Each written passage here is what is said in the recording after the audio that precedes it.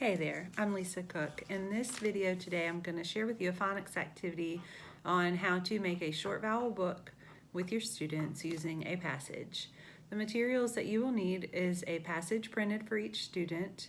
I found my passage online. I found one that has a lot of short vowel words, so it was very helpful for this particular activity. You'll need crayons and color pencils for each group, construction paper for each student's vowel book, clip art pictures of words with short vowel sounds, and glue. The first thing that I would do is to review the short vowel sound. I would remind them of the vowel consonant pattern and go over some words of those that follow that pattern, like cat, sock, things like that. I would then read the passage to the students, and at that point I would allow the students to work together in groups. Like I said, they would each have a passage, and the way that my passage is printed, it's spaced out pretty well. The words are a good size because they're going to color code their short vowel words in here. When I did this myself yesterday, I color coded all of it, and it took my entire lunch break. So I would not have your students color code all of it unless you have a lot of time. So what I would do is pick a color key that you want for each vowel sound. So for your short A's, I used red, short E's, orange, and so on. So I would have them find in their passage as a group 5 words with each short vowel sound, and they would code those words according to your key. After this is done, they would make their booklets. So you can make your booklets ahead of time if you'd like to. It depends on what your class is ready for. I made a little cover page that just had a place that I could put my name and just said it was my short vowel book. If you do interactive notebooks, this could be added into there, which would be awesome too.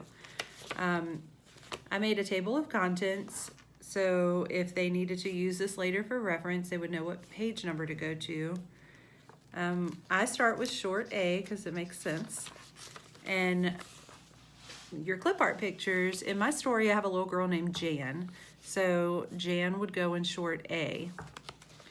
Then I have my pages for short A words, and this is where they would take the 5 short A words that they colored and put that into here, and then they would have space to add to it as the year progresses.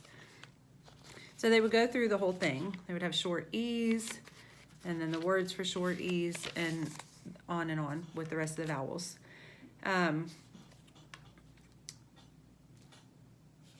I lost my train of thought for a second.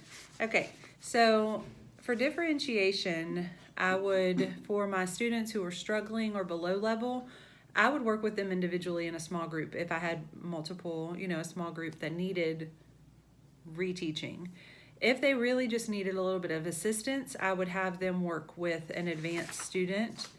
Another thing that can be done for struggling readers is, rather than having them have to go through the whole passage to find their short vowel sounds, I would give them a smaller list of words to go through. So for instance, which word has a short A sound, color it red.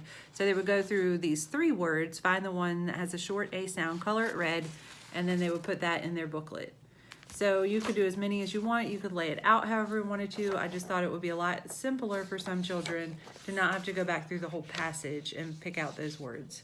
For your advanced level students, I always think it's great to have them work with the lower children, just because I think peer support is so helpful, and I think it helps develop some responsibility and consideration for others in the more advanced children.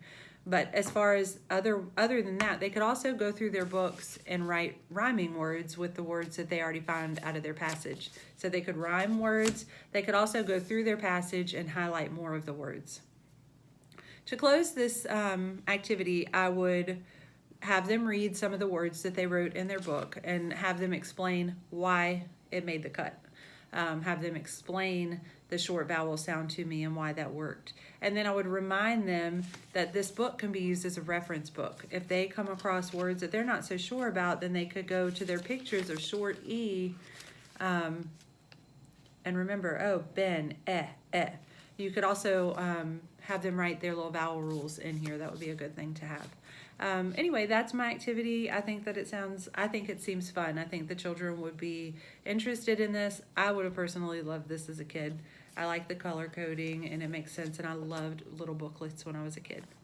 So anyway, thank you for watching.